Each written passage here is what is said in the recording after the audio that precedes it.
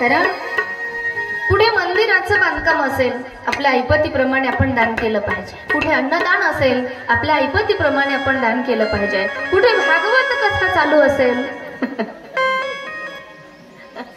आपल्या ऐपतीप्रमाणे दान केलं पाहिजे. गृहस्थ आश्रमाचा पहिला धर्म सांगितलाय दान धर्म. राजाचा धर्म काय आहे, मोक्ष धर्म काय आहे, अनेक प्रकारचा उपदेश करत आहेत. पण जेव्हा इकडे लक्ष द्या माझ्याकडे, स्त्री धर्म सांगत असताना भीष्माचार्य सांगतात की धर्मा, जर आपल्या डोळ्यासमोर एखाद्या स्त्रीचा जर अपमान होत असेल तर तो अपमान आपण थांबवला पाहिजे. आणि तो अपमान जर थांबवणं होत नसेल तर किमान तो अपमान आपण डोळ्याने पाहू तरी नाही, तो निघून जावं. हा उपदेश करत असताना द्रौपदी बाजूला उभी होती. द्रौपदीला हसू आलं.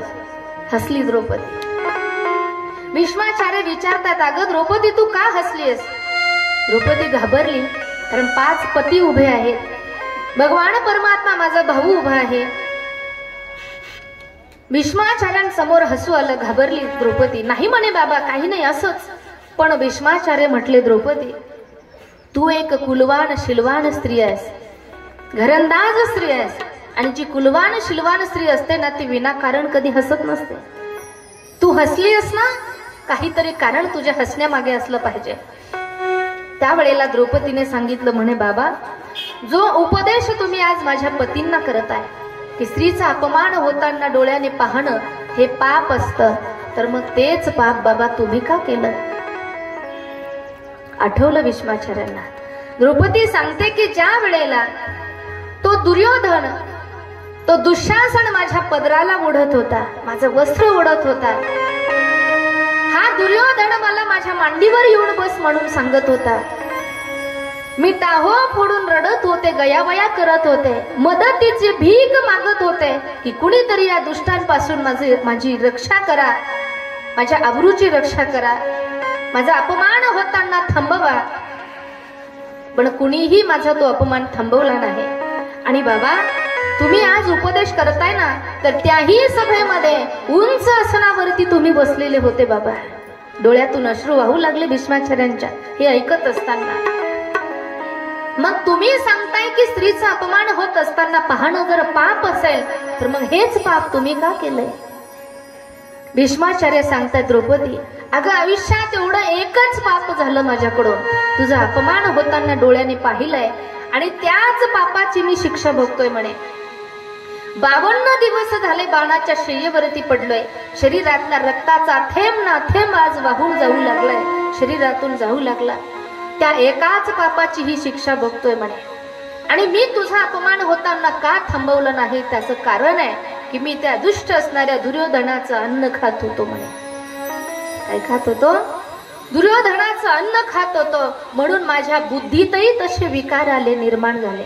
म्हणून अन्न कुणाच्या घरचं खावं यालाही शास्त्र आहे. नाही तर लोक म्हणतात नुसतं जेवायला काय होतं, पण ते अन्न कोणत्या मार्गाने कमवलंय,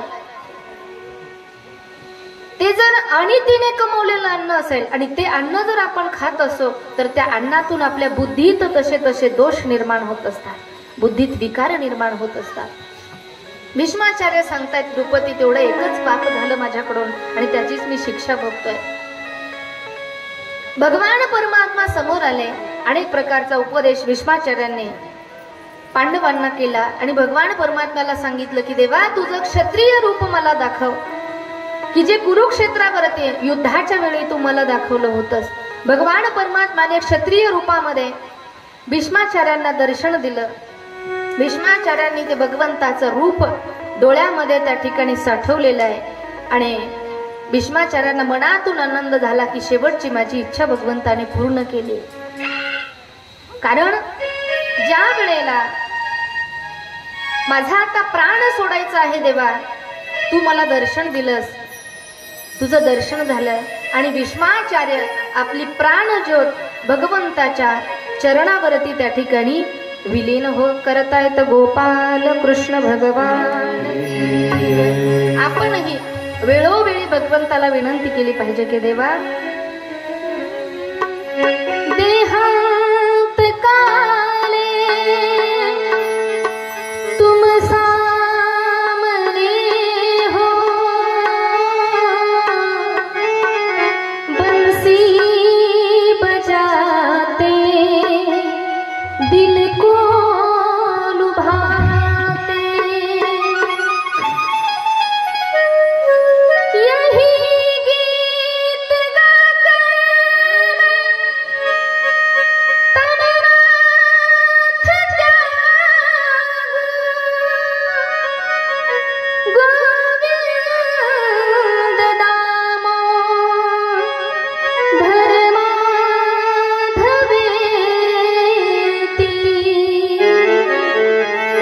ही विनंती आपण भगवंताकडे केली पाहिजे. देवा, शेवटी तुझं नाम मुखाला यावं.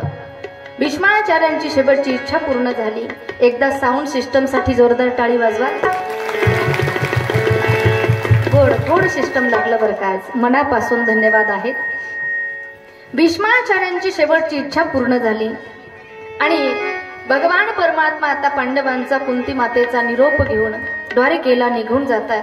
द्वारिकेमध्ये भगवंताचं सुंदर असं आदर आतिथ्य झालं आणि इकडे हस्तिनापूरमध्ये ज्या गर्भाचं रक्षण भगवंताने केलं होतं, कालांतराने तो मुलगा जन्माला आला. उत्तरेनं त्या बाळाला जन्म दिला. पांडवांना आनंद झाला. नामकरण सोहळा त्या बाळाचा केला. भगवंताने त्याचं रक्षण केलेलं असल्यामुळे विष्णुरात असं त्याचं नाव ठेवण्यात आलं. पण जेव्हा सर्व साधू महात्मे सर्व त्या बाळाला पाहण्यासाठी यायचे ना, तर ते बाळ ज्याच्या मांडीवर जायचं ना, त्याच्या चेहऱ्याकडे पाहायचं आणि पाहिल्यानंतर ते बाळ हसतही नव्हतं आणि रडतही नव्हतं. हसतही नाहीये, रडतही नाहीये. सर्वांना चिंता वाटू लागली, आश्चर्य वाटू लागलं, हे बाळ असं का करत आहे. आणि ज्या वेळेला भगवान परमात्माला त्या बाळाला पाहण्यासाठी जेव्हा भगवंताने त्या बाळाला मांडीवर घेतलं, त्यावेळेला भगवान परमात्म्याकडे पाहिलं त्या बाळाने आणि भगवंताकडे पाहिल्यानंतर ते बाळ हसायला लागलं. आणि जेव्हा बाळ हसायला लागलं ना, तेव्हा सगळ्यांना आनंद झाला.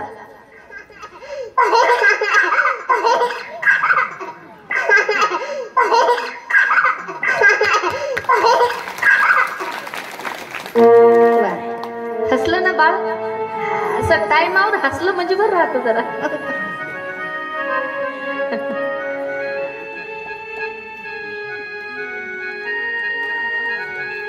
जेव्हा त्या बाळाने भगवंताकडे पाहिलं, आता तुम्ही इकडे पहा, तेव्हा ते बाळ हसायला लागलं. कुंती मातेनं विचारलं, देवा हा काय प्रकार आहे.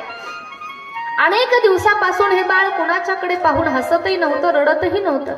तुझ्याकडे पाहून हे बाळ हसतंय, काय प्रकार आहे. तेव्हा भगवंताने सांगितलं, आत्या हे बाळ आहे ना, आतापर्यंत परीक्षण करत होतं म्हणे. काय करत होतं, लक्ष देऊ नये का. ज्याच्या चेहऱ्याकडे पाहून परीक्षण करत होतं की आईच्या गर्भामध्ये माझं रक्षण करणारा हाच आहे का. आणि जेव्हा त्याला वाटायचं की नाही हा तो चेहरा नाहीये, मग तो नाराज होत होता, हसतही नव्हता, रडतही नव्हता. पण जेव्हा भगवंताचा चेहरा पाहिला आणि त्याच्या लक्षात आलं की हा माझ्या आईच्या गर्भामध्ये माझं रक्षण करणारा हाच आहे, म्हणून देवाकडे पाहून तो हसू लागला. आणि हसला तो, त्याने परीक्षण केलं, म्हणून त्या बाळाचं दुसरं नाव परीक्षिती असं त्या ठिकाणी ठेवलेलंही. बोलिये परीक्षिती महाराज. परीक्षितीचा डबल त्या ठिकाणी नामकरण सोहळा झाला. आता परीक्षिती लहानाचा मोठा होऊ लागला. बरेच दिवस त्या ठिकाणी निघून गेले आणि जे विदुर काका, पांडवांचे काका, महाभारती युद्ध ठरलं तेव्हा तीर्थयात्रेला निघून गेले होते. ते विदुर काका परत आले. धृतराष्ट्र आणि माता गांधारीला भेटले आणि धृतराष्ट्राला सांगितलं, म्हणे दादा कशा आहात तुम्ही. धृतराष्ट्राने सांगितलं, विदुर आम्ही चांगला आहे. हे पांडव माझी एवढी सेवा करतात की माझ्या दुर्योधनानेही कधी माझी एवढी सेवा केली नाही. एवढी सेवा माझे पांडव करतात. त्यावेळेला विदुर काकाने सांगितलं, म्हणे दादा तुमच्या मनाला तरी जरा काही वाटतंय का. म्हणे ज्या पांडवांना तुम्ही आतापर्यंत मारण्याचा प्रयत्न केला आणि आज त्यांच्याच घरी राहतात, त्यांच्याकडून सेवा घेतात, त्यावेळेला धृतराष्ट्राने सांगितलं, माझ्याकडे काय पर्याय म्हणे दुसरा, एकतर मी दोन्ही डोळ्याने आंधळा आहे. विदुराने सांगितलं, तुम्ही आता पांडवांकडे राहू नका, तुम्ही माझ्या सोबत चला. आणि विदुर काका धृतराष्ट्र आणि माता गांधारीला घेऊन निघून जातात तीर्थयात्रा करण्यासाठी. पांडव सकाळी झोपेतून उठले, पाहतात तर विदुर काका नाहीये, धृतराष्ट्र नाही, माता गांधारी नाही, कुठे गेले असतील विचारच करतात. तेवढ्यात नारद महर्षी तुंबरू ऋषींना घेऊन आले आणि नारदाने सांगितलं पांडवांना की तुम्ही धृतराष्ट्र आणि माता गांधारीची काळजी करू नका, कारण त्यांनी विदुराची संगती केली आहे. आणि विदुरजी हे एक महान संत आहेत आणि ज्याला जीवनामध्ये संतांची संगती झाली त्याच्या जीवनाची अधोगती होऊ शकत नाही, त्यांना नक्कीच मोक्ष प्राप्त होणार आहे. तुम्ही त्यांची काळजी सोडा. म्हणून जीवनामध्ये जगत असताना संगती कुणाची करावी यालाही फार मोठं महत्व आहे. कारण माणूस संगतीनेच घडतो. लक्ष देऊ नाही का. माणूस संगतीनेच घडतो आणि संगतीनेच बिघडतो. कळलं का तुम्हाला? हा, संगती एवढी परिणामकारक आहे. चांगला माणूस असला तर तो वाईट मार्गालाही जातो. कशामुळे? संगतीमुळे. आणि वाईट मार्गाने चालणारा माणूस चांगल्या मार्गावरही येतो. कशामुळे? संगतीमुळे. संगतीचा हा परिणाम आहे. विदुर काकाची संगती केली म्हणे त्यांनी. आता त्यांची काळजी सोडा आणि इथून पुढे 7 महिन्यानंतर तुम्हालाही आता स्वर्गारोहण करावं लागणार आहे. नारदजी त्या ठिकाणी पांडवांना सूचना देऊन निघून जातात. आणि आता पांडवांनी धर्मराजाने अर्जुनाला सांगितलं म्हणे, अर्जुना बरेच दिवस झाले भगवान परमात्मा द्वारिकेला गेलाय. आता 7 महिन्यानंतर आपल्याला स्वर्गारोहण करायचंय ना, तर मग एक काम कर म्हणे, तू द्वारिकेला जाऊन भगवंताला भेटून ये. मग तो अर्जुन त्या ठिकाणी द्वारकेला गेला. आता पाहुणा होऊन गेलेला अर्जुन, त्याने द्वारका नगरीमध्ये किती दिवस राहावं? आता पाहुणा आला आपल्याकडे तर किती दिवस राहतो? तुमच्याकडे येतच नाही का पाहुणे? 2 दिवस, 4 दिवस, खूप खूप झालं भागवत कथा सांगायला आला तर 7 दिवस, खूप झालं तर 7 दिवस पाहुणा तुमच्याकडे राहू शकतो. पण पांडव पाहुणा होऊन, अर्जुन पाहुणा होऊन गेलेला 6 महिने राहिला भगवंताकडे. आणि तिथे सुद्धा अर्जुन भजनच करत होता. एक वेळेचा प्रसंग, दुपारची वेळ होती. रुक्मिणी आई साहेबांनी सुंदर स्वयंपाक बनवला. जेवणाची वेळ झाली. अर्जुन त्या ठिकाणी आराम करत होता. भगवंताला सांगितलं रुक्मिणी आई साहेबांनी, जा म्हणे अर्जुनाला बोलवून आणा. भगवान परमात्मा ते कक्षात गेले जिथे अर्जुन झोपलेला होता. अर्जुन झोपलेला आहे, पण अर्जुनाच्या त्या रूम मधून भजनाचा आवाज येऊ लागला. देवाने विचार केला, अरे अर्जुन तर झोपलेला आहे आणि अर्जुनाशिवाय या रूम मध्ये दुसरं कोणीच नाहीये, मग इथे भजन कोण करत असेल? जवळ जाऊन पाहिलं ना, तर अर्जुनाच्या शरीरावर जे रोम होते ना, रोम रोम अर्जुनाचे कृष्ण कृष्ण म्हणत होते, भजन करत होते.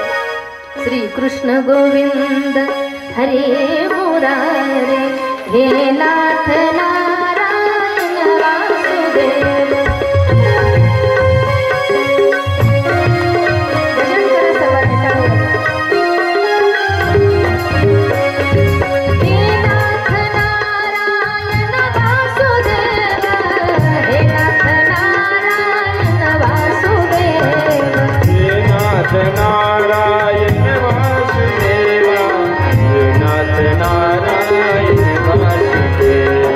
श्री कृष्ण गोविंद हरे मुरारी, हे नाथ नारायण वासुदेव. कृष्ण गोविंद हरे मुरारी, हे नाथ नारायण वासुदेव. अर्जुनाचे रोम रोम भजन करतात आणि भगवान परमात्म्याला एवढं ते भजन आवडलं आणि भगवान परमात्मा अर्जुनाला उठवायचं विसरूनच गेले. झोपलेल्या अर्जुनाला उठवायला आले होते ना, पण उठवायचं विसरूनच गेले आणि भजनामध्ये आनंदाने नाचू लागले. भगवंताने अर्जुनाला उठवलंच नाही. अनेक भाव आहेत का उठवलं नाही. एकतर भगवान परमात्मा भजनाच्या नादामध्ये विसरून गेले आणि दुसरा भाव असा आहे की कुणाला झोपेतून उठवणं हे पाप असतं. गाढ झोपलेला माणूस आहे आणि त्याला जर झोपेतून उठवायचं म्हटल्यानंतर पाप लागत असतं. मग तुम्ही म्हणता झोपेतून उठवणं पाप असतं, मग कोणी जर कथेत झोप घेत असतं, कथेत जर कोणी झोप घेत असेल तर त्याला चिमटा घेऊन उठवलं पाहिजे.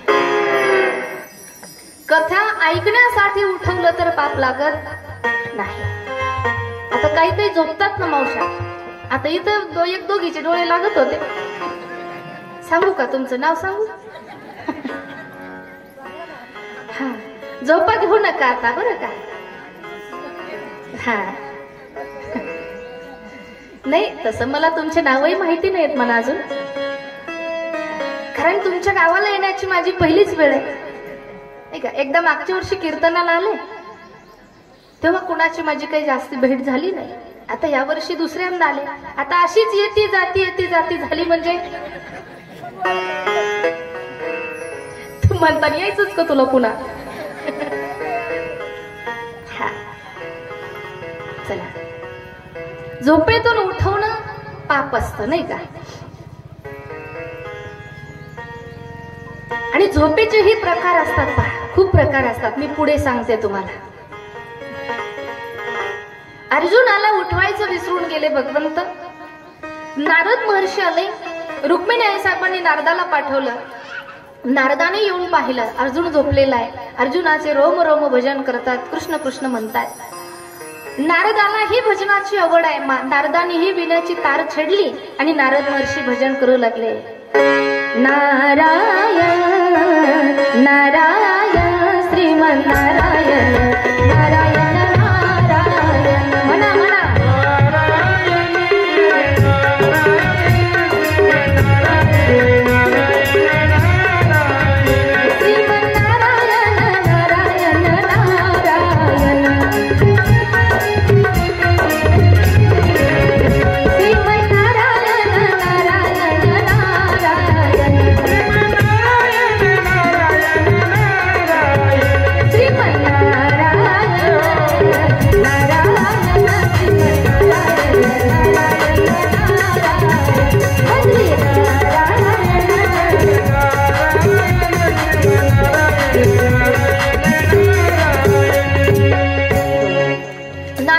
भजन करू लागले.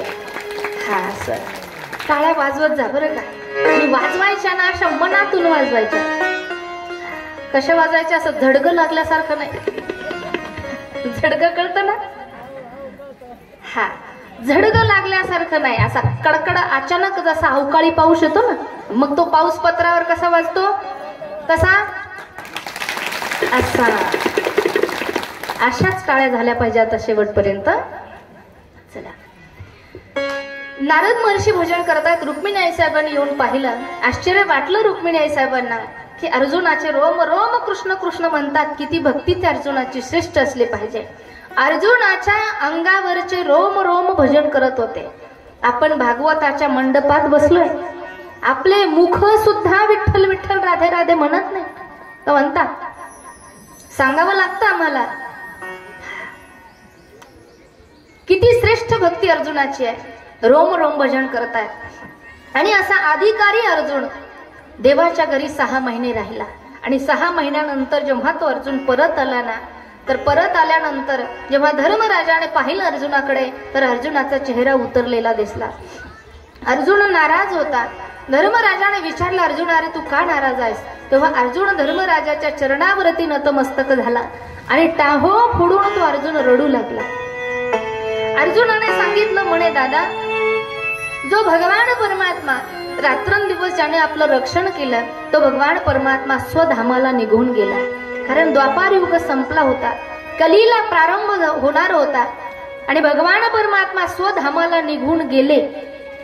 ही गोष्ट जेव्हा कुंती मातेनं ऐकली, कानावर विषय पडल्याबरोबर कुंती मातेनं पद्मासन लावलं आणि कुंती मातेनंही आपला प्राण भगवंताच्या स्वरूपामध्ये विलीन केला. एवढं प्रेम ते भगवान परमात्म्यावर असलं पाहिजे. भगवंताचा विरह कुंतीला सहन झाला नाही. भगवान परमात्मा हा लोक सोडून गेला. ही गोष्ट समजल्याबरोबर कुंतीनं आपला प्राण सोडला. शास्त्रामध्ये असे 2च भक्त होऊन गेले की ज्यांना भगवंताचा विरह सहन झाला नाही. एक आहे आज कुंती माता आणि एक आहेत राम अवतारातले दशरथ राजा. जेव्हा राम प्रभू वनवासाला निघून गेले, ही गोष्ट समजल्याबरोबर दशरथ महाराजांनी आपला प्राण सोडला होता. आणि 14 वर्षाचा वनवास माझ्या देवाला, माझ्या रामाला भोगावा लागणार आहे. ही गोष्ट समजल्याबरोबर दशरथाने प्राण सोडले. आणि आपल्या भारत देशामध्येही, या कलियुगामध्येही 550 वर्षाचा वनवास माझ्या प्रभूला भोगावा लागला. 550 वर्षापासून माझ्या भगवंताला ही जागा माझी आहे, हीच माझी जन्मभूमी आहे, इथेच माझा जन्म झाला हे सिद्ध करण्यासाठी या कलियुगामध्ये 550 वर्ष वाट बघावी लागली. आणि तो आनंदाचा तो क्षण आता कुठेतरी आपल्याला अनुभवायला मिळतोय. येणाऱ्या 22 तारखेला तो आनंद उत्सव आपण साजरा करतोय की खऱ्या अर्थाने भगवान परमात्म्याची प्राण प्रतिष्ठा अयोध्या नगरीमध्ये भगवंताच्या जन्मभूमीमध्ये होणार आहे. खऱ्या अर्थाने मला वाटतं आपल्या देशाचा हा खरा विजय असेल. काय असेल? खरा विजय आहे आपला. की ज्या दिवशी निर्णय झाला की तिथे राम मंदिरच होतं आणि तेव्हापासून राम मंदिराचं बांधकाम चालू आहे. आतापर्यंत इथून पाठीमागे बनाएंगे मंदिर म्हणायला सुद्धा बंदी होती. दुर्भाग्य होतं आपलं की मंदिर बनाएंगे हे म्हणणं सुद्धा त्या ठिकाणी आपल्याला शक्य होत नव्हतं. केश होत होती ते गाणं म्हणल्यानंतर. पण आता आपण अभिमानाने म्हणू शकतो. काय?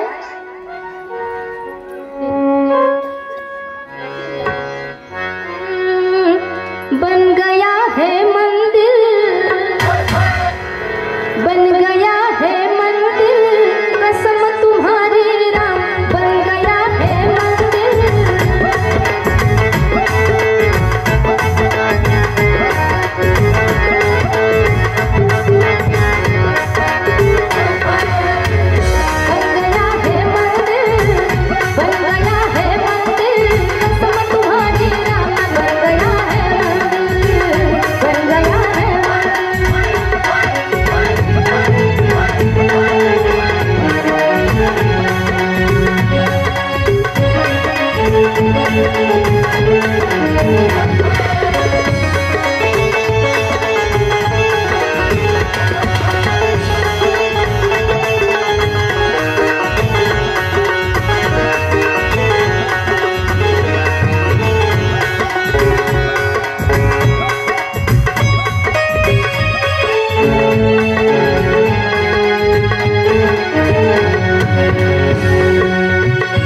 मेरी कुटिया के भाई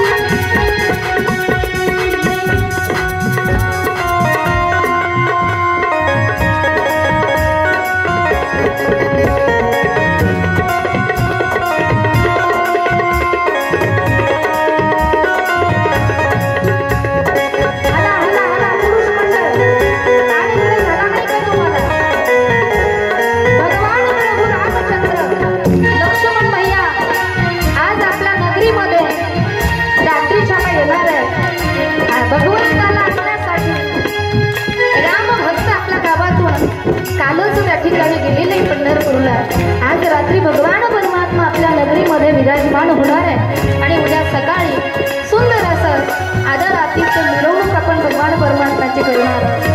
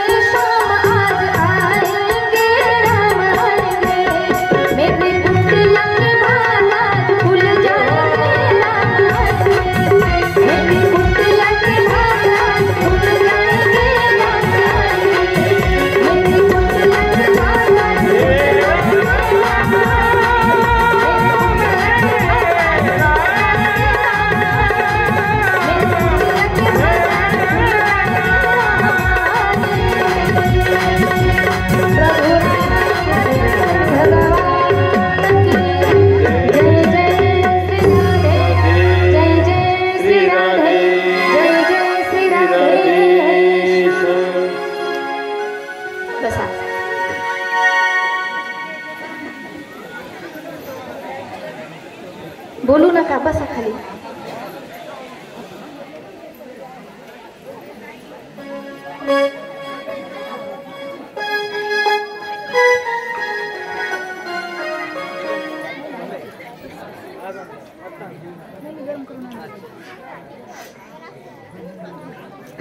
बसा खाली. 550 वर्षापासून ज्या दिवसाची वाट आपण पाहत होतो तो दिवस म्हणजे 22 जानेवारी आहे. भगवान परमात्म्याची प्राण प्रतिष्ठा अयोध्या नगरीमध्येही होणार आहे आणि आपण शेवगाकर नगरी, शेवगाकर भक्त मंडळी भाग्यवान आहात तुम्ही. लक्ष देऊ नाही का की उद्या भगवान परमात्मा आपल्या गावामध्ये येत आहेत आणि 22 तारखेला आपणही आपल्या गावामध्ये भगवंताची प्राण प्रतिष्ठा करतोय. आपल्यासाठी अयोध्या नगरीला जाण्याची गरज नाही, स्वतः भगवान परमात्मा आपल्या नगरीमध्ये विराजमान होणार आहे आणि आपल्यावर कृपा दृष्टी करणार आहे. मग आता ज्याप्रमाणे भगवंताची भरभरून सेवा आपल्याकडून घडली पाहिजे, मूर्त्या आणणं आणि प्राण प्रतिष्ठा करणं इथपर्यंत आपलं काम नसतं, तर त्या मूर्तीच्या रोज पूजा झाली पाहिजे, रोज देवाला नैवेद्य मिळायला पाहिजे. अगदी जसं आई आपल्या लेकराची जशी काळजी घेते ना वेळोवेळी, तशी आपण देवाचीही काळजी घेतली पाहिजे. वेळोवेळी आपण देवाला ही नैवेद्य, पूजा, स्नान असेल, जी काही पूजा असेल, षोडशोपचारे पूजा आपण भगवान परमात्म्याची रोज करायची, की जेणेकरून भगवंताची कृपा, भगवंताचा आशीर्वाद आपल्याला सतत त्या ठिकाणी. हा, तुमच्याकडे असते का पूजा? वा वा वा वा, मावशीसाठी एकदा जोरदार टाळी वाजवा. सौभाग्याने ते काम आपल्याकडे आलेलं आहे आणि शेवटच्या श्वासापर्यंत भगवंताची सेवा आपल्याकडून घडली पाहिजे. खऱ्या अर्थाने उद्या आपलं गाव म्हणजे शेवगा नगरी म्हणून राहणार नाही, तर उद्या आपलं गावच अयोध्या नगरी होणार आहे. काय होणार आहे? अयोध्या नगरी आहे. सगळ्यांना सूचना तर मिळालेलेच आहे, मी जास्त वेळ तुमचा घेणार नाही. जी काही तयारी तुमची करायची आज रात्रीही तुम्हाला कार्यकर्त्यांकडून सूचना मिळतच राहणार आहे. चला, आपला विषय होता की दशरथ महाराजांना जेव्हा समजलं रामप्रभू वनवासाला निघून गेले, दशरथाने प्राण सोडला. आज कुंती मातेने आपला प्राण सोडला, भगवान परमात्मा स्वधामाला निघून गेले. पांडवांच्याही लक्षात आलं आता काही दिवसानंतर आपल्यालाही स्वर्गारोहण करायचं आहे. परीक्षितीचा राज्याभिषेक करत आहेत आणि पांडवही स्वतः सर्व पांडव त्या ठिकाणी स्वर्गारोहण करत आहेत. गोपाल कृष्ण भगवान. आता परीक्षिती राजा झाला, पाहू लागला कोशागारामध्ये आपल्या आजोबांनी पांडवांनी आपल्यासाठी काय काय कमवून ठेवलंय. सुंदर असा एक मुकुट त्याला दिसला. तो मुकुट परीक्षितीने आपल्या डोक्यावरती परिधान केला आणि अरण्यामध्ये फिरू लागला. परीक्षिती एक दृश्य पाहिलं. एक काळकुंड असणारा एक पुरुष एका हातामध्ये गाय आणि एका हातामध्ये बैल धरलेला आणि त्याला घेऊन ओढत त्या ठिकाणी निघालेला आहे. तुम्ही इकडे पाहा, तुम्ही माझ्याकडे पहा. त्या गावातलंच आपलं काही अर्जंट काम आलं असं चाललं. तुम्ही इकडे पहा ना. असं असतं आपलं ना, किती महत्वाचा विषय चालू असतो. एखाद वेळेला आता मी जर नसते म्हणले ना, तुम्ही त्या गेट मधून निघूस तर पाहिलं असतं त्यांच्याकडे.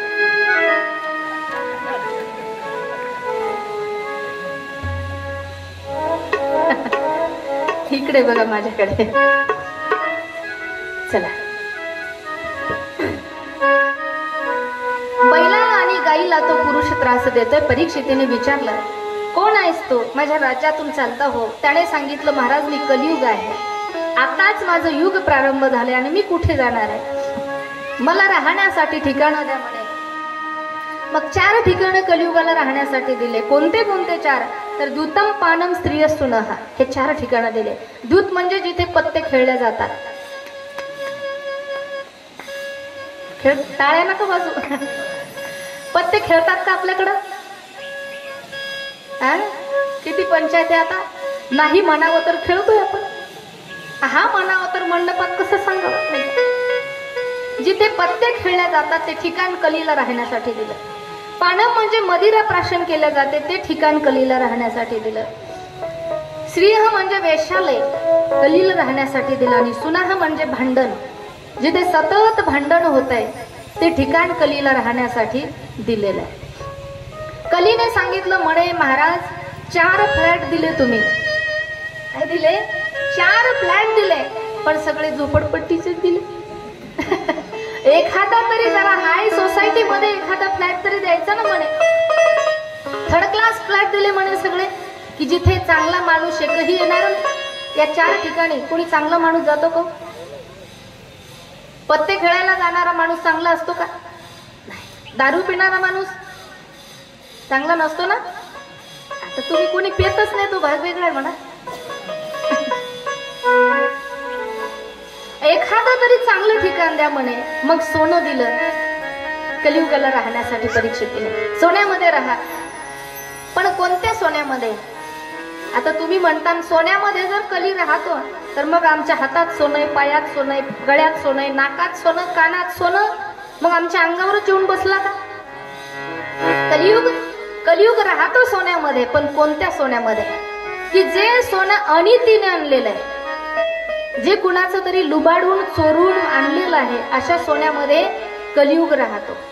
मग जे राजाच्या परीक्षितीच्या डोक्यावर जो टोप होता तो टोप सुद्धा अनितीनेच आणलेला होता. पुढे ऐकणार होता पण भीमदादाने जरासंधाचा तो टोप आणलेला होता. त्या कलीने त्या टोपामध्ये प्रवेश केला आणि आता परीक्षिती अरण्यामध्ये फिरू लागले. फिरत असताना एक आश्रम दिसला. तहान लागली होती परीक्षिती महाराजांना. त्या आश्रमावरती गेले. पाणी पिण्याच्या उद्देशाने आवाज दिला, आहे का कुणी आश्रमामध्ये? दिल का कुणी पाणी? पण कुणीच बोलायला तयार नव्हतं, कारण क्षमिक ऋषीचा तो आश्रम होता आणि क्षमिक ऋषी समाधीस्थ होते. भगवंताचं ध्यान करत समाधी अवस्थेमध्ये होते. राजाला राग आला, कारण कलीने डोक्यामध्ये प्रवेश केलेला होता. परीक्षितीला राग आला आणि बाजूला पडलेला मेलेला सर्प परीक्षितीने उचलला आणि क्षमिक ऋषीच्या गळ्यामध्ये टाकला. परीक्षिती निघून गेले. थोड्या वेळाने क्षमिक ऋषीचा पुत्र शृंगी आश्रमामध्ये आला. त्याने पाहिलं आपल्या बापाच्या गळ्यामध्ये कुणीतरी मेलेला सर्प टाकला. राग आला शृंगी ऋषीला आणि शृंगी ऋषीने शाप दिला, इति लंघित मर्यादम तक्षक्त सप्तमेहने. मर्यादेचं उल्लंघन ज्याने केलं असेल, साधूचा अपमान ज्याने केलं असेल, माझा शाप आहे, त्याला 7 दिवसामध्ये तक्षक नावाचा सर्प जाऊन त्याला दंश करेल आणि त्याचा मृत्यू होईल. आणि शृंगीने तो मेलेला सर्प बाबाच्या गळ्यातून काढला आणि शृंगी ऋषी रडू लागले. रडत असताना क्षमिक ऋषी जागे झाले. विचारलं, बाळा का रडतोयस तू? त्यावेळेला शृंगीने सांगितलं, म्हणे बाबा तुम्ही समाधीस्थ असताना कुणीतरी येऊन तुमचा अपमान केला. क्षमिक ऋषींनी ध्यान लावून पाहिलं की आश्रमामध्ये कोण आलं होतं. लक्षात आलं की परीक्षिती महाराज येऊन गेले. क्षमिक ऋषीने सांगितलं, म्हणे शृंगी आणि परीक्षिती येऊन गेले. आपण त्यांचा आदर आतिथ्य करायला हवं होतं, पण तू काही त्यांना बोलला तर नाही ना. शृंगीने सांगितलं, बाबा बोललोच नाही तर मी शाप दिलाय म्हणे की येणाऱ्या 7 दिवसामध्ये तक्षक नावाचा सर्प जाऊन त्यांना दंश करील आणि त्यांचा मृत्यू होईल. क्षमिक ऋषींचं हृदय त्या ठिकाणी भरून आलं. रडू लागले क्षमिक ऋषी आणि आपल्या मुलाला समजावून सांगतात की बाळा, अरे राजा आहे, जरी तो चुकला असेल त्याच्या चुकीचं फळ त्याला मिळेल. आपण संत आहोत, आपण कुणाविषयी काही वाईट बोलायचं नसतं. जग जरी आग झालं तरी आपण पाणी व्हायचं असतं. उपदेश करत आहेत सुंदर असा शृंगी ऋषींना क्षमिक ऋषी. संतांचं हृदय कसं असावं की दया क्षमा शांती तेथे देवाची वस्ती. हे संतांचं कार्य आहे, आपण दया केली पाहिजे. विश्व रागे झाले वन्ही संती सुखी व्हावे पाणी. उपदेश केला आणि सांगितलं की परीक्षितीच्या कर्माचं फळ आता परीक्षितीला भेटणारच आहे. कारण ज्याचं जसे जसे कर्म असतील तसे तसे फळ त्याला भेटत असतात. म्हणून आपणही ठरवायचं, आपण जर चांगलं कर्म आपलं असेल तर आपल्यालाही चांगलं फळ भेटल आणि वाईट जर कर्म असतील तर वाईटच फळ भेटणार. आपण शेतामध्ये जर ज्वारीचे दाणे टाकले आणि गव्हाची अपेक्षा केली, होईल का? जे बी आपण टाकू ना तेच आपल्याला मिळणार आहे. सुंदर असं वर्णन आहे. जो बोएगा वही पाएगा,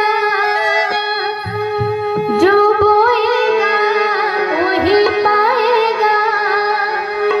सुख दुख है क्या फल कर्मों का, जैसी करनी वैसी भरनी, जैसी करनी वैसी भरनी, जैसी करनी वैसी भरनी, जैसी करनी वैसी भरनी.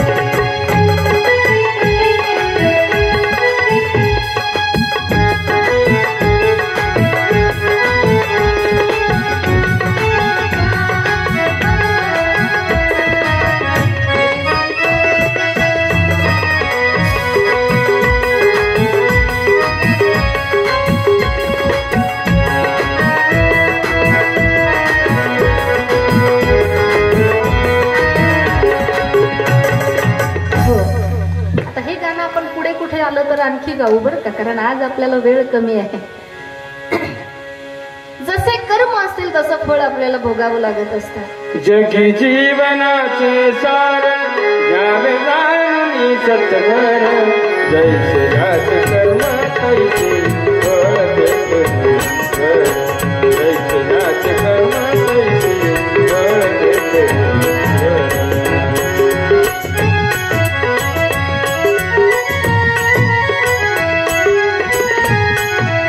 क्षणिक सुखासाठी आपला कोणी होतो नीती भ्रष्ट, कोणी त्यागी जीवन आपले दुःख जगी करणार नसत.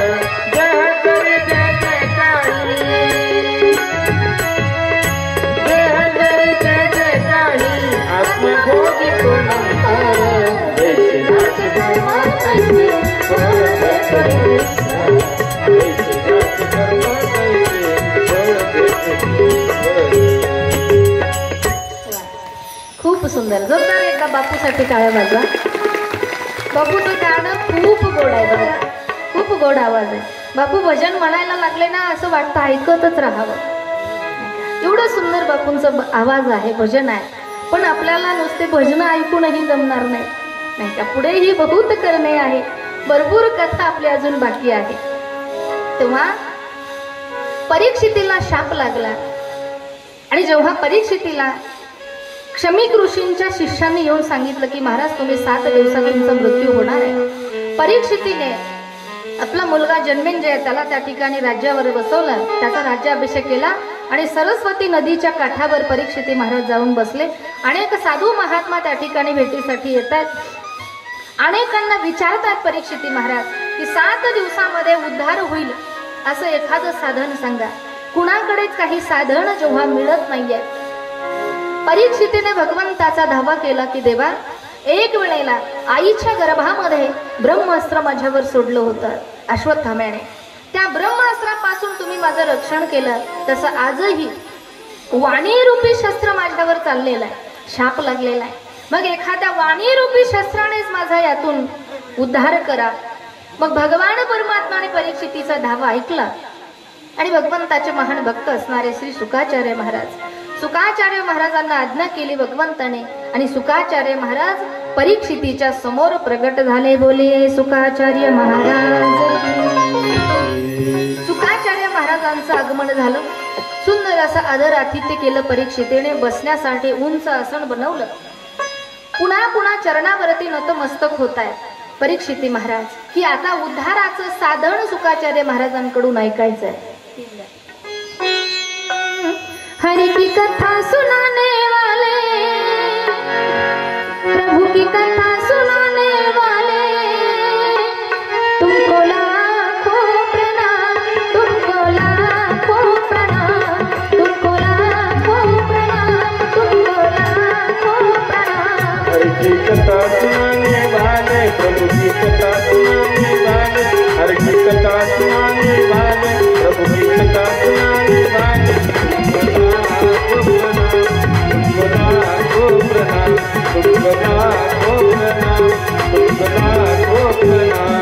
हम भूल रहे थे वन में, पल खो बैठे थे तन में. हम भूल रहे थे वन में, खो बैठे थे तन में.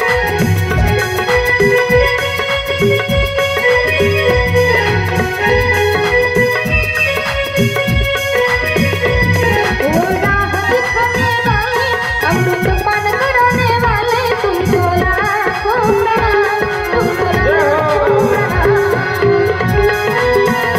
हरि की कथा सुनाने वाले, प्रभु की कथा सुनाने वाले, तुमको लाखों प्रणाम, तुमको लाखों प्रणाम, तुमको लाखों प्रणाम, तुमको लाखों प्रणाम. पुन्हा पुन्हा चरणावरती नतमस्तक होत आहेत आणि बसण्यासाठी उंच आसन बनवलं. आणि आता परीक्षिती महाराज विचारतात की बाबा, ज्याचा मृत्यू 7 दिवसामध्ये होणार असेल त्या जीवाने काय साधन करावं. शुकाचार्यांनाही मनातून आनंद झाला. शुकाचार्य महाराज सांगतात की राजा, तू काळजी करू नको. अरे उद्धार होण्यासाठी 7 दिवसही भरपूर आहे. मनातून जर उद्धाराची इच्छा असेल ना तर 1 तासामध्ये सुद्धा उद्धार होऊ शकतो. आणि झालेला आहे नाही का. खटवांग राजाचा उद्धार झाला किती तासामध्ये? 1 तास उरला खटवांग रायाशी. भाग्य दशा कशी प्राप्त झाली. 1 तासामध्ये सुद्धा उद्धार होऊ शकतो. 7 दिवस तुझ्याकडे आहे. मी तुला उद्धाराचं साधन सांगणार आहे. आणि काही आता श्रवणाचे नियम सांगतात की जितासनो, जित श्वासो, जित संगो, जितेंद्रिय. आसनावर विजय मिळवायचा आहे, श्वासावरही विजय मिळवायचा आहे. संगती कुणाची करावी? कथा श्रवण करत असताना शेजारी कुणाच्या बसावं, त्यालाही शास्त्र आहे. जांभळ्या घेणाराच्या शेजारी बसायचं. तिच्याकडे पाहिलं की आपल्याला जांभळी येते. आणि मावशांना विनंती आहे, आता जांभळी येतेच ना, कधी मधी येते. जरी आली ना तर आपलं आपलं पदर असावं. आपला हाळस दुसऱ्यावर टाकायचा नाही. आता हे कथेत सांगायचं नसतंय पण सांगावं लागतंय. आपल्याला माहिती पडतं ना आपल्याला जांभळी येते. ती सिग्नल देते ना अगोदर, मेसेज येतो आपल्याला. मग आली बी ना जांभळी तरी आपली आपली झाकून घ्यायची, मला दिसू द्यायची नाही.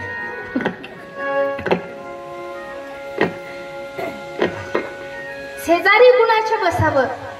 झोपा घेणाराच्या, बडबड करणाराच्या शेजारी बसायचं नाही. जितेंद्रिय, इंद्रियावरही विजय मिळवायचा आहे. 3 तासाची कथा होईपर्यंत मांडी मोडायची. तेही जमत नाही म्हणा, गुडघ्याचा त्रास आहे, हे पाय लांबावं लागतो, हे गुडघावर करावं लागतं. पण हरकत नाही, मांडी मोडून का होईना, पाय लांबून का होईना, पण कथा ऐकली पाहिजे. तसे तर अनेक नियम आहेत कथा श्रवण करायचे. अल्प आहार केला पाहिजे, जेणेकरून जांभळा येत नाही, आळस येत नाही, कमी जेवलं पाहिजे. पण तुम्ही म्हणाल कमी जेवून यावं, अर्ध्यातच भूक लागली मग का उठून जावं का? हाही नियम आपल्याकडून होणार नाही. चला तेव्हा 3 टाइम जेवण करून या. यायच्या अगोदर सकाळी सकाळी थोडा नाश्ता करत जा, यायच्या पहिले एकदा फुल जेवण करत जा. आणि 3 तास दम निघतच नसेल, येताना थोडं शेंगदाणे घेऊन यायचा.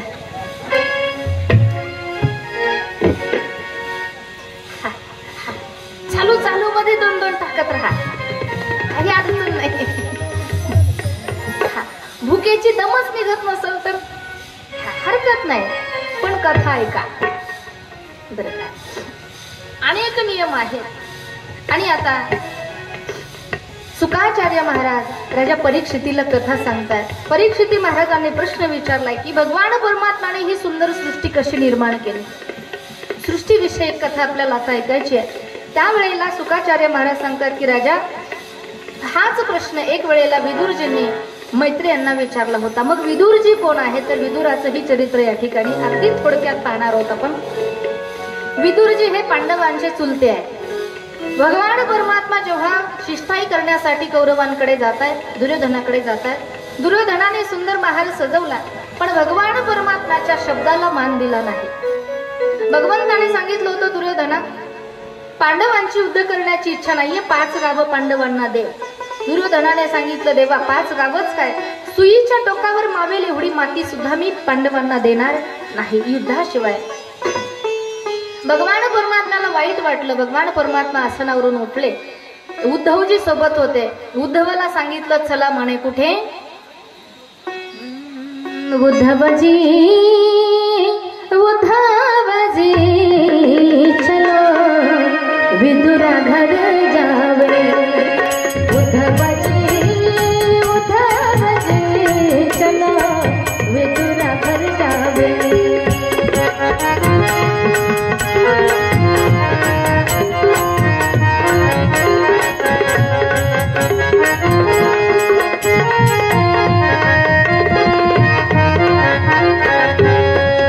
बड़े बड़े मंदिर कौन काम के, बड़े बड़े मंदिर कौन काम के, भाव अगर नहीं पावे. उद्धवजी उद्धवजी चलो विदुरा घर जावे. उद्धवजी उद्धवजी चलो विदुरा घर जावे. विदुरा घर जावे. विदुरा घर जावे. उद्धवा चला म्हणे आपल्याला विदुरजींच्या घरी जायचंय. कशासाठी? कारण बडे बडे मंदिर कोण काम के, मोठे मोठे बंगले पण आपल्या काही कामाचे. जिथे भाव नसेल तिथे भगवान परमात्मा कधी थांबत नाही.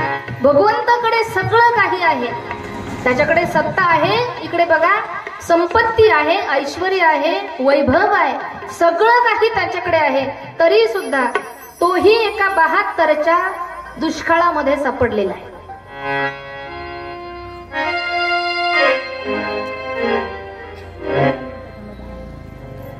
72चा दुष्काळ आहे त्याच्याकडे. कोणता दुष्काळ आहे? हा थोर प्रेमाचा भुकेला, हाची दुष्काळ, त्याचा दुष्काळ. आणि जिथे त्याला प्रेम भेटेल तिथे तो स्वतःहून जात असतो. आज विदुर काकाच्या घरी जातोय कारण का प्रेम आहे. आणि सगळ्यात मोठं नातं जर काय असेल तर ते कुणाचं आहे? कशाचं आहे? प्रेमाचं नातं आहे.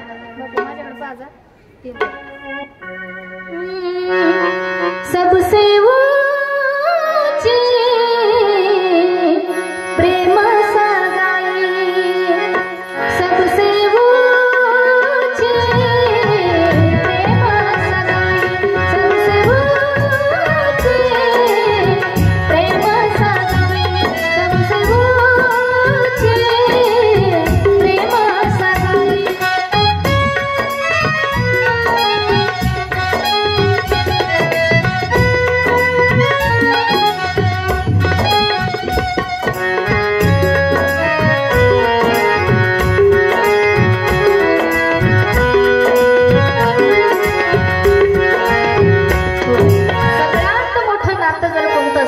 प्रेमाचं नातं. मग भगवान परमात्मा विदुर काकाच्या घरी जातात, कण्या खातात विदुर काकांच्या घरच्या, कारण का प्रेम आहे, भाव आहे. आणि असे ते विदुर काका मैत्री यांना जेव्हा भेटतात, मैत्रियांसोबत संवाद होतो आणि सृष्टीविषयक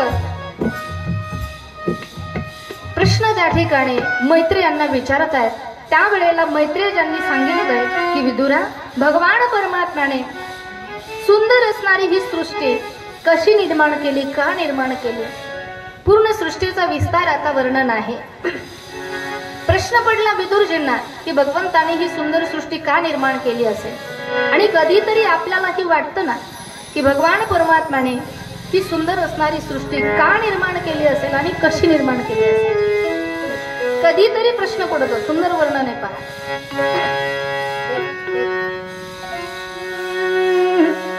दुनिया बनाने वाले क्या तेरे मन में समाई, काहे को दुनिया बनाई तूने, काहे को दुनिया बनाई.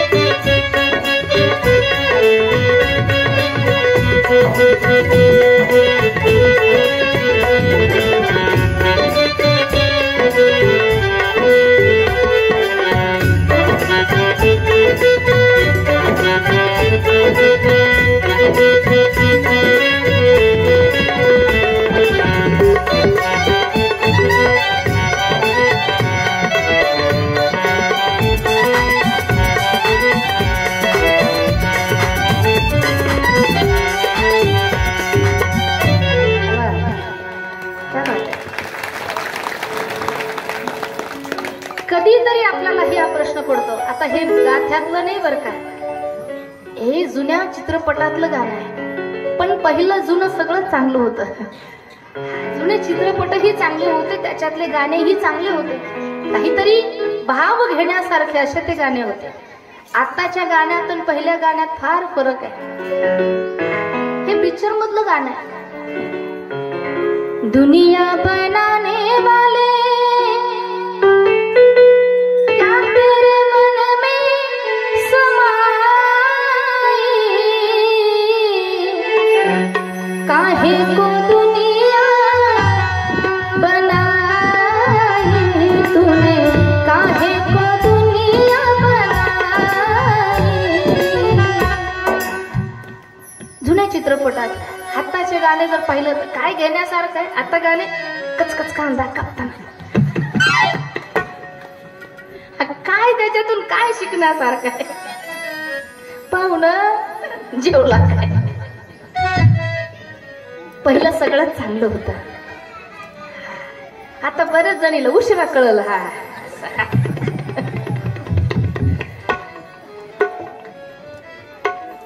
भगवान परमात्माने ही सृष्टी का निर्माण केली, कशी निर्माण केली, सुंदर असा प्रश्न आहे. आणि किती सुंदर बघा तुम्ही, एवढे चेहरे भगवंताने बनवले पण एक चेहरा दुसऱ्या चेहऱ्यासारखा नाही. मडके एवढे बनवले भगवंताने पण एक मडकं दुसऱ्या मडक्यासारखं नाही. जर सगळे सारखेच मडके असते, चेहरे सगळे सारखेच असते ना, तर नंबर प्लेट लावावं लागले असते आपल्याला. मग पॉम्पलेटला कथाकाराचं नाव टाकून जमलं नसतं, नंबर टाकावं लागला असता. काय नंबर आहे कथाकाराचा, नाही का? पण किती उपकार येते भगवान परमात्म्याचे आपल्यावरती. सुंदर असणारा हा नरदेह आपल्याला दिलाय. सुंदर नाक, डोळे, चेहरा आणि विशेष कृपा आपल्या भारत देशावर भगवंताची आहे. लक्ष देऊ नाही का? विशेष कृपा आहे. सौंदर्य प्रदान असणारा आपला देश आहे. बघा तुम्ही, भगवान परमात्म्याने ते मडके बनवले. कुंभार एकच आहे. भाजण्यासाठी तो आवा काय म्हणतात? कुंभाराच्या घरी काय असतं? आवाज म्हणतात. ते मडके त्या आव्यामध्ये भाजायला टाकले. पण काही देशाचे मडके भाजायला टाकले भगवंताने, आणि काय गडबड होती काय माहिती, पटकनच काढले. ते पांढरे फटकच राहिले. आहे ना एका देशाचे गोरे भोरे लोक आहे, ते भोरे भोरे आहे ना. बरं, दुसऱ्या देशाचे मडके बनवले भगवंताने, आणि ते मडके आव्यामध्ये भाजायला टाकले, आणि दुसऱ्या कामामध्ये व्यस्त झाला बिचारा. ते मडके करपूनच गेले. साऊथ आफ्रिकाचे वगैरे लोक पाहतात, असले काळे खाप आहेत.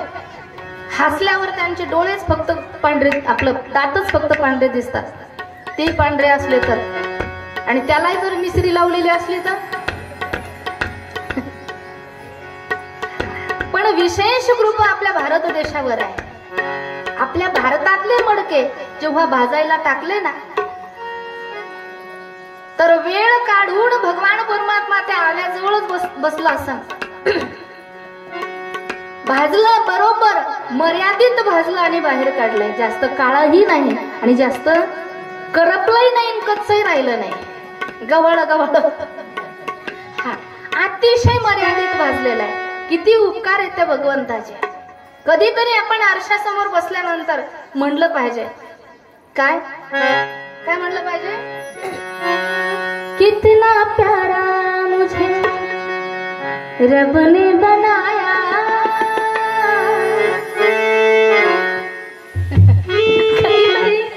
म्हणलं पाहिजे, किती सुंदर आपला चेहरा बनवला, नाही का? चेहऱ्याचं सौंदर्य कशावरून असतं? नाकावरून. आता काही काहींचे नाक एवढे सरळ असतात. आता माझ्या नाकाकडे पाहू नका.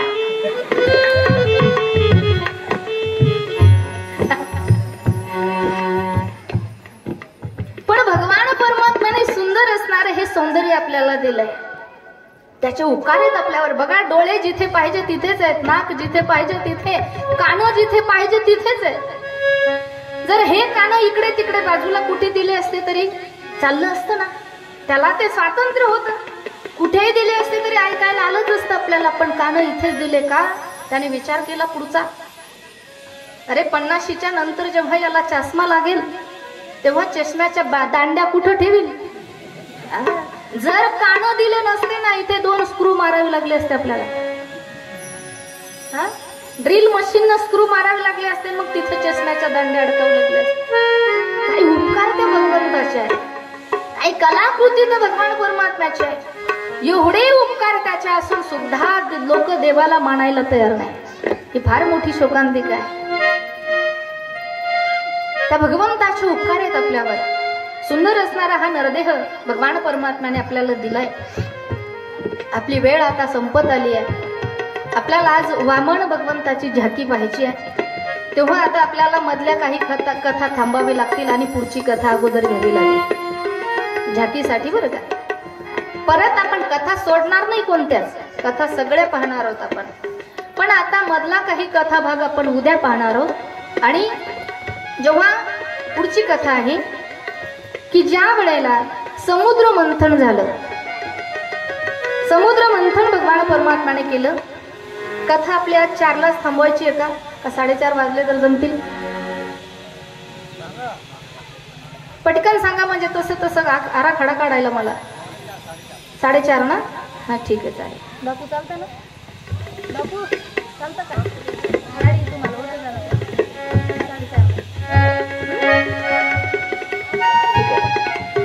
आपण काय करूया, समुद्र मंथनाची कथा कथा जेव्हा झाली त्यावेळेला समुद्र मंथनातून 14 रत्न निघाले.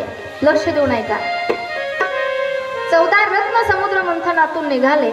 पहिल्यांदा त्या ठिकाणी विष निघालं. हलाहल नावाचं जे विष आहे ते विष समुद्र मंथनातून निघालं. ते भगवान शंकराने आपल्या कंठात धारण केलं. हलाहल नावाचं विष कोणी धारण केलं? महादेवाने. महादेवाने आपल्या कंठामध्ये ते विष धारण केलं. म्हणून महादेवाचं एक नाव नीलकंठेश्वर असं पडलेलं आहे. विष भगवान शंकराने धारण केलं. कामधेनू निघाली ती ऋषींनी घेतली. उच्चश्रवा घोडा निघाला तो बळीने घेतला. ऐरावत हत्ती निघाला तो इंद्राने घेतला. कौस्तुभमणी समुद्रातूनच निघाला. तो कौस्तुभमणी त्या ठिकाणी भगवंताने आपल्या कंठात धारण केला नाही का. कंठी कौस्तुभमणी विराजित. आणि लक्ष्मी निघाली समुद्रातून. लक्ष्मी भगवंताच्या चरणाची दशी झाली. पाय लक्ष्मीचे हाते. पुढे त्या ठिकाणी पारिजातक वृक्ष निघाला. असे 14 रत्न समुद्रातून निघाले. आणि शेवटी समुद्रातून अमृत निघाले. बघा क्रम कसा आहे. 14 रत्न निघाले पण क्रम कसा आहे. पहिल्यांदा विष आहे आणि शेवटी अमृत आहे. या कथेतून आपल्याला काय घ्यायचं इकडे बघा माझ्याकडे. या समुद्र मंथनाच्या कथेतून आपल्याला एक भाव घ्यायचा आहे. कथा रोज ऐकायची म्हणजे नुसती टुळटुळी पाहायची ऐकायची नाही. कथेतून एक भाव आपल्याला घेण्यासारखं असतं. समुद्र मंथनाच्या कथेतून आपण हा भाव घ्यायचा आहे की जीवनरूपी मंथन करत असतानाही विषही प्राप्त होतं आणि अमृतही प्राप्त होतं मंथनातून. म्हणजे दुःखही होतं येतं आणि सुखही. अगोदर दुःखाची प्राप्ती आहे नंतर सुखाची प्राप्ती होणार आहे. अगोदर दुःख सहन करायचं आहे नंतर सुख येणार आहे. अगोदर विष आहे नंतर अमृत आहे. मग ते समुद्र मंथनातून जेव्हा अमृत निघालं आणि ते अमृत दैत्यांनी घेतलं. दैत्यांनी ते अमृत घेतलं आणि त्या दैत्य अमर होऊ लागले. मग दैत्यांकडून अमृत परत घेण्यासाठी भगवान परमात्म्याने मोहिनी अवतार घेतला. बोलिये मोहिनी भगवान की. मोहिनी अवतार घेतला भगवंताने. आणि ज्या वेळेला मोहिनी अवतार घेऊन दैत्याकडून ते अमृत परत घेतलं. परत देवाला ते अमृत दिलं. आणि त्या अमृतासाठी देवामध्ये आणि दैत्यांमध्ये युद्ध झालं. त्या मुलींना थोडं बाजूला बसवा. तुमच्या जवळ एकीला बसू द्या. एकीला त्या बाबांकडे बसवा इकडं सारखा. बस आता जवळ येऊ नका. ए दीदी हे इकडे बघ. शांत बस. इकडे सर इकडे. तुम्ही बोलू नका. मी बरोबर करते. सर इकडे अजून. हा बस आता हलायचं नाही तिथून. ना तिघींनी सुद्धा आता जागा सोडायची नाही. तुम्हाला मी बक्षीस देणार आहे शेवटी. फक्त शांत बसायचं तिथं बरं का. हा ते तुमच्याकडून नसतं झालं. ते इकडून बरोबर होतं का.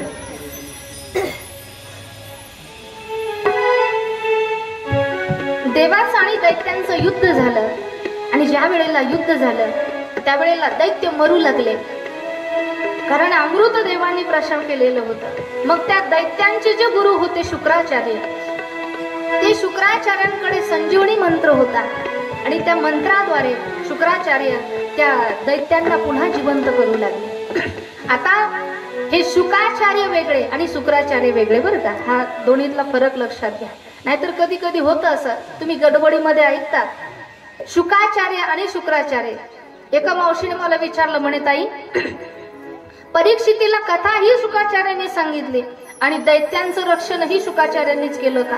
म्हटलं असं नाही. कथा सांगणारे शुकाचार्य आहे आणि दैत्यांचं रक्षण करणारे शुक्राचार्य. या दोन्हीतला फरक आहे. थोडा फरक आहे पण ऐकलं व्यवस्थित तर तो फरक कळतो. आता आम्ही काय सांगतोय याची जबाबदारी आम्ही घेत असतो. आम्ही काय बोलतोय याची जबाबदारी आम्ही असतो. पण तुम्ही काय ऐकताय याचे जबाबदार मात्र आम्ही नसतो बरं का. कधी कधी तुम्ही चुकीचं ऐकता आणि तो दोष आमच्या डोक्यावर येतो कधी कधी बरं का. दैत्यांचं रक्षण करणारे शुक्राचार्य आहे. मग ते शुक्राचार्य संजीवनी मंत्राद्वारे दैत्यांचं रक्षण करतात. आणि दैत्यांचा राजा होता बळी. त्या बळीचे 99 यज्ञ त्या ठिकाणी पूर्ण झाले. आणि 100वा यज्ञ बळीचा चालू होता. ज्या वेळेला बळीचा 100वा यज्ञ चालू झाला त्यावेळेला देवतांची माता असणारी आदिती माता आपल्या मालकाकडे कश्यपांकडे गेली आणि त्यांना सांगू लागली, म्हणे स्वामी, माझ्या मुलांचं रक्षण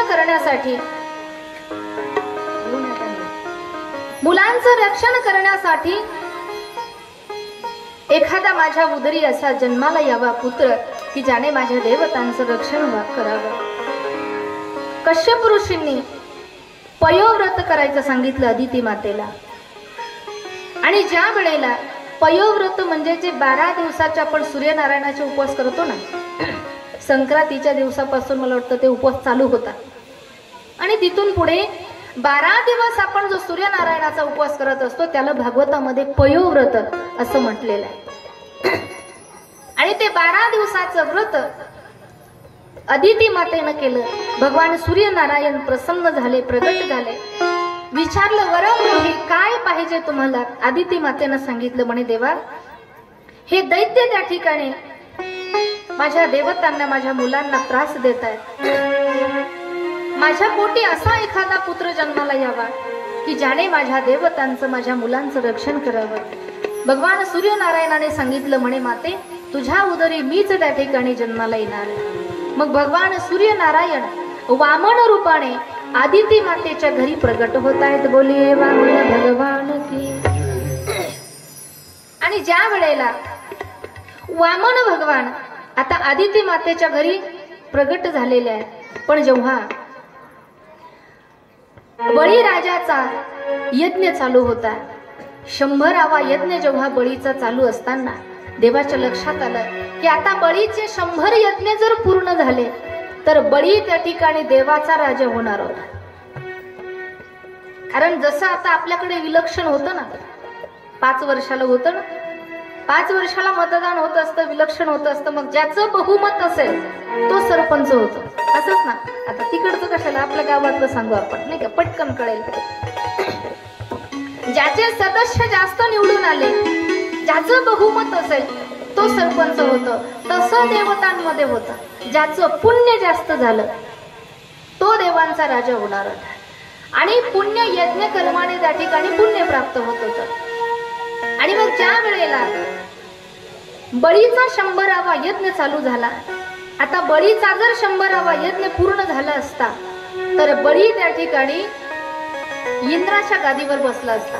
जो देवाचा राजा इंद्र आहे, इंद्राच्या गादीवर बळी बसणार. मग त्या ठिकाणी देवतांच्या आईने सूर्यनारायणाची तपश्चर्या केली. सूर्यनारायण वामन रूपाने प्रगट झाले आणि ते वामन भगवान आता बळीच्या द्वारामध्ये दान मागण्यासाठी जाणार आहे. आपण एक भजन म्हणूया, तोपर्यंत. तेरे द्वार खड़ा भगवान, भगत भर दे रे जोरी. तेरे द्वार खड़ा भगवान, भगत भर दे रे जोरी.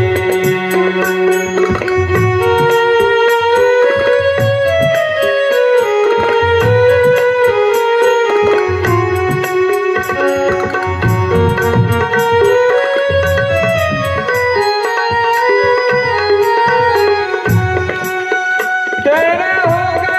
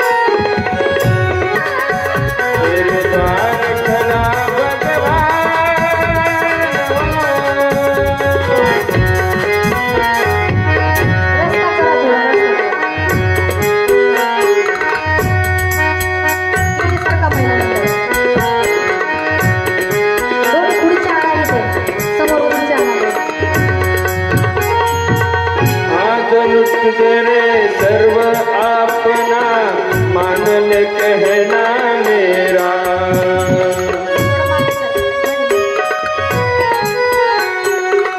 मिट जाएगा पल में तेरा